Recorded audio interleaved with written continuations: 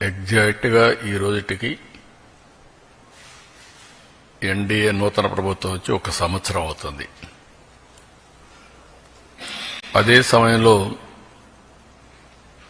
ఇచ్చిన హామీలు ఆ రోజు ఎన్నికల మేనిఫెస్టోలోని చాలా స్పష్టంగా, మేనిఫెస్టోని కాకుండా ప్రచారంలో కూడా చాలా స్పష్టంగా చెప్పాను. అభివృద్ధి, సంక్షేమం, ఎన్డీఏకి 2 కళ్ళు, ఈ 2 కూడా సమాంతరంగా ప్యారలల్గా ముందుకు తీసుకెళ్తామని చాలా స్పష్టంగా హామీ ఇచ్చాం. అదే సమయంలో సంపద సృష్టిస్తాం, ఆదాయాన్ని పెంచుతాం, పెంచిన ఆదాయాన్ని అభివృద్ధికి, సంక్షేమానికి రెంటికి బ్యాలెన్స్ చేసుకుంటూ ఎక్కడ కూడా ఎలాంటి ఇబ్బంది లేకుండా ఈ కార్యక్రమాలు ముందుకు తీసుకుపోతామని చెప్పాం.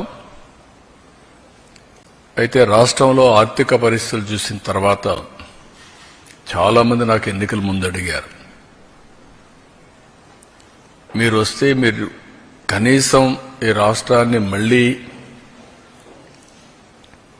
టోటల్గా విధ్వంసం జరిగింది, మీరు దీన్ని రివైవ్ చేస్తారని నమ్మకం మీకుందా, మీకు అనుభవం ఉంది, కానీ అఘాతం చూస్తే మాత్రం చాలా లోతుగా ఉంది, మీరు చేయగలుగుతారని అడిగారు.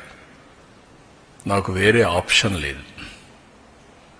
ఇన్ని సంవత్సరాలు ప్రజలు ఆదరించారు, ఆశీర్వదించారు. కష్టాలకు వచ్చినప్పుడు కాడు పడేయడమో పారిపోవడం కరెక్ట్ కాదు. ఎంత కష్టమైనా చేస్తామనే విధంగా ఆ రోజు చెప్పాను, ఆ డైరెక్షన్లో ముందుకు పోయాను. మేము ఆ రోజు సూపర్ 6 చెప్పాం. ఎన్నికల మేనిఫెస్టో చాలా విషయాలున్నాయి, సూపర్ 6 మేజర్గా హైలైట్ చేశాం. ఆ సూపర్ 6లో అతి కీలకం తల్లికి వందనం. ఆ తల్లికి వందనం ఆ రోజు మేము చెప్పింది చాలా స్పష్టంగా, ఒక ఇంట్లో 2 పిల్లలుంటే ఒకరికే డబ్బులిచ్చి ఒకరికి ఇవ్వకుండా చేస్తే, ఒకరినే ఆ తల్లి చదివిస్తే, లేకుంటే అన్ని విషయాలు చూసుకుంటే అది మంచిది కాదు. ఎంతమంది పిల్లలుంటే అంతమంది పిల్లలకి తల్లికి వందనం వర్తింపజేస్తామని చాలా స్పష్టంగా చెప్పాం.